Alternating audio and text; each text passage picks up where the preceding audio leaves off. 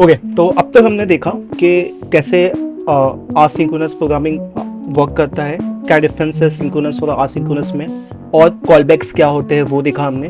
अब हम देखेंगे कि कॉलबैक्स के प्रॉब्लम क्या होती है और उस प्रॉब्लम को हम कॉलबैक हेल्प क्यों कहते हैं। ठीक है, so let's understand with the help of example. So एक एग्जांपल है कि हम रेस्टोरेंट में जाते हैं और हम कुछ ऑर्डर करते हैं, तो वो जो ऑर्डर है वो हमें एक टाइम के बाद आता है। तो let's write down the steps that we follow when we order something. So we will, let's say we will go to McDonald and we will go to McDonald. Okay, अब यहाँ पे क्या होगा कि हम ऑर्डर देंगे। ठीक है, ऑर्डर बर्गर।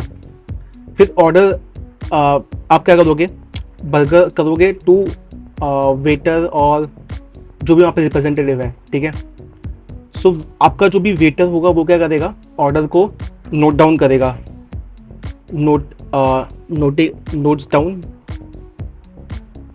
दी ऑर्डर। ठीक है, उसके बाद वो क्या करेगा, वो ऑर्डर को अपने शेफ को बताएगा। ठीक है, chef gets the order detail. ठीक है, अब क्या होगा, शेफ को ऐसी ऑर्डर डिटेल होगी और शेफ ऑर्डर को प्रिपेयर करेगा। Order preparation will be started by, क्या कहते हैं, अपने शेफ से। और preparation will be started by chef. ठीक है, सो एक बार ऑर्डर प्रिपेयर हो गया, ऑर्डर इज प्रिपेयर्ड, उसके बाद क्या होगा, आपका ऑर्डर जो प्रिपेयर्ड हो गया है वो आपके वेटर के पास आएगा। ठीक है, तो waiter gets the prepared order. ठीक है, उसके बाद क्या होगा, वो जो प्रिपेयर ऑर्डर वेटर लेता है, फिर you get the order, right, you get the order from waiter.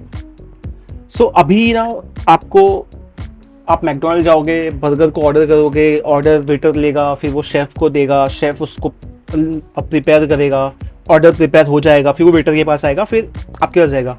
अगर इसे हमें प्रोग्राम करना है, ठीक है, तो हम क्या करेंगे, हर एक चीज़ के लिए फंक्शन बनाएंगे, राइट। जैसे फंक्शन 1 क्या होगा, गो टू मैकडोनल्ड। ठीक है, आप मैकडोनल्ड में गए, आप यहाँ पे लिख दोगे console.log गोइंग टू मैकडोनल्ड। ठीक है, फिर आपका एक और फंक्शन होगा विच वुड बी लाइक के ऑर्डर फूड। ठीक है, सो यहाँ पे आप लिखोगे ऑर्डरिंग बर्गर।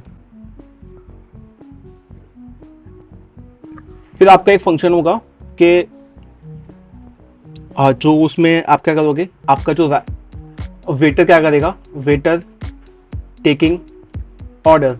ठीक है, तो console.log waiter takes the order. ठीक है, उसके बाद आपका क्या होगा, शेफ गेट्स ऑर्डर। आपका शेफ ऑर्डर लेगा और फिर वो console.log करेगा शेफ गेट्स दी ऑर्डर। तो आपके शेफ ने भी ऑर्डर ले लिया। फंक्शन फिर आपका एक फंक्शन होगा ऑर्डर प्रिपरेशन वाला, प्रिपरेशन। ठीक है, तो अभी आपका ऑर्डर क्या होगा, प्रिपेयर होगा, your order is getting prepared. ठीक है, फिर उसके बाद एक बार आपका ऑर्डर प्रिपेयर हो गया तो फिर क्या होगा, ऑर्डर इज रेडी। अभी के लिए इतने फंक्शन हो सकते हैं। ठीक है, अब ये चीज़ें क्या होगी, एक सीक्वेंस में रन होगी, राइट। तो सीक्वेंस रन करते हैं, फर्स्ट क्या होगा, गो टू मैकडोनल्ड होगा, फिर क्या होगा, मैकडोनल्ड के बाद क्या होगा, ऑर्डर फूड होगा, फिर क्या होगा, ऑर्डर फूड होने के बाद क्या होगा, फिर आपका होगा basically waiter gets the taking order, फिर शेफ गेट्स ऑर्डर प्रिपरेशन, फिर ऑर्डर इज रेडी। ठीक है, तो ये बेसिकली 6 स्टेप्स है।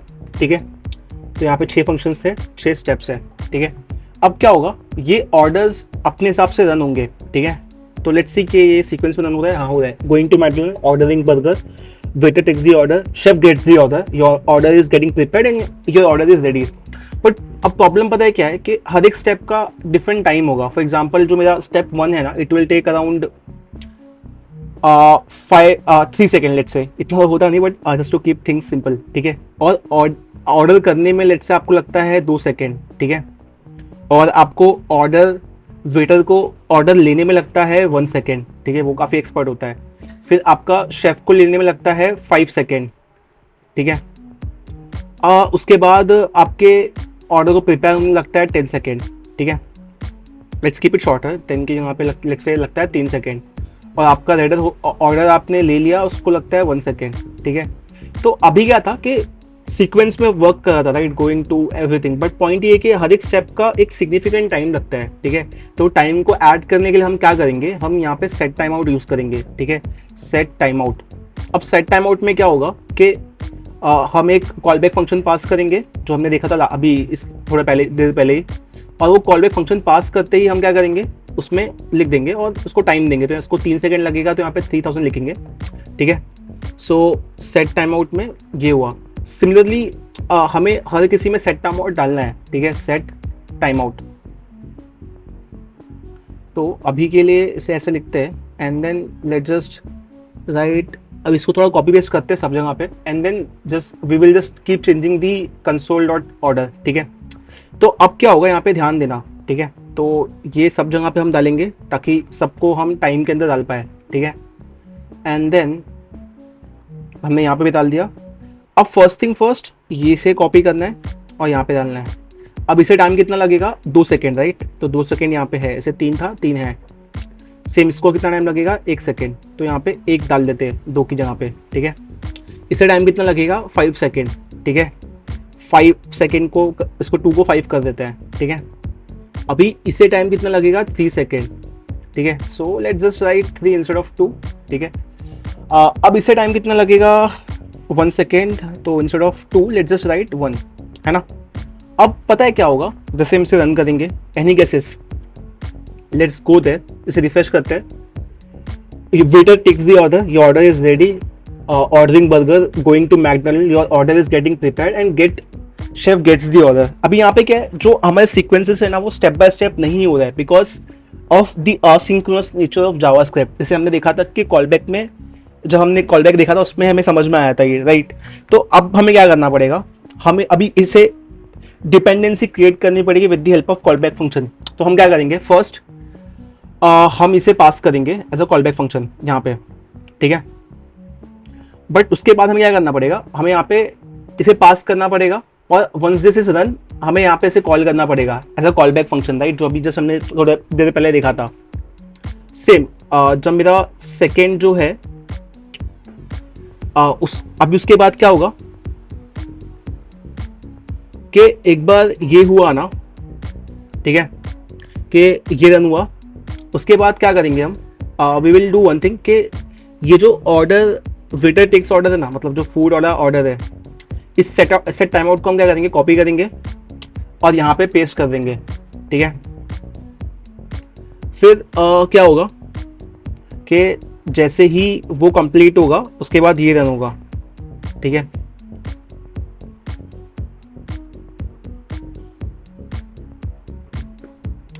उसके बाद जैसे ही ये रन होगा उसके बाद हम प्रिंट करेंगे ये, ठीक है. फिर यहाँ पे हमने क्या किया, वेटर टेक्स द ऑर्डर, उसके बाद शेफ गेट्स द ऑर्डर, ठीक है. फिर हम शेफ वाला करेंगे. उसके बाद क्या होगा, उसके बाद होगा ये which is your order is getting prepared, your order is getting prepared and then your order gets prepared, ठीक है. उसे फिक्स करने के लिए हमें ये करना था. तो जैसे ये होगा उसके बाद ये रन होगा. अब यहाँ पे हमने किया क्या, हमने बाकी फंक्शंस को भी let's keep them as it is, ठीक है, और यहाँ से ये निकालते हैं. तो अभी हमने क्या किया कि हमने ऐसा कॉलबैक पास करना स्टार्ट किया, ठीक है, हर एक फंक्शन को उसके अंदर. तो इससे हो क्या रहा है पता है कि एक क्रिसमस ट्री टाइप शेप होता है कोड का. इस शेप को हम कहते हैं कॉलबैक हेल, ठीक है. तो लेट्स रन दिस कोड और देखते हैं इसका आंसर क्या आता है। से हम इस कोड को रन करते हैं, तो लेट्स जस्ट वेट, पहले 5 सेकेंड होगा, फिर आप गोइंग टू मैकडोनल्ड लिख के आएगा, उसके बाद ordering burger, waiter takes the order, उसके बाद कुछ टाइम लगेगा, देन शेफ गेट्स ऑर्डर।